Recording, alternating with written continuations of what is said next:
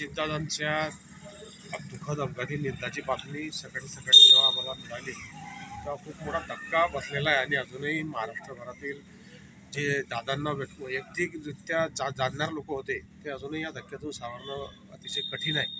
दादांसारखा खमक्या माणूस जो निर्णयक्षम अतिशय आपल्या राज्याने त्यांना ओळखलं की म्हणजे पटापट निर्णय घेणारं व्यक्तिमत्व म्हणून दादांची पूर्ण राज्यामध्ये ख्याती होती।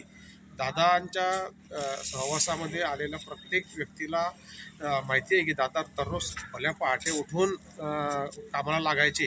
त्याच पद्धतीने आजही त्यांनी सकाळी भल्या पहाटे मुंबईवरून बारामतीसाठी प्रयाण केलं, परंतु ते विमान अपघातामध्ये दादांचं दुःखद निधन झालं आहे। दादांनी आमच्या अंतुर्ली येथेही एका कार्यक्रमाच्या निमित्त भेट दिली आणि कुठेही भेट झाल्यानंतर दादांच्या धीर गंभीर आवाजामधील तराळ हा शब्द आमच्या मनावर खूप लांबपर्यंत कोरला गेलेला आहे। त्यामुळे दादांना आज ह्या आपल्या चॅनलच्या वतीने मी भावपूर्ण श्रद्धांजली अर्पण करतो।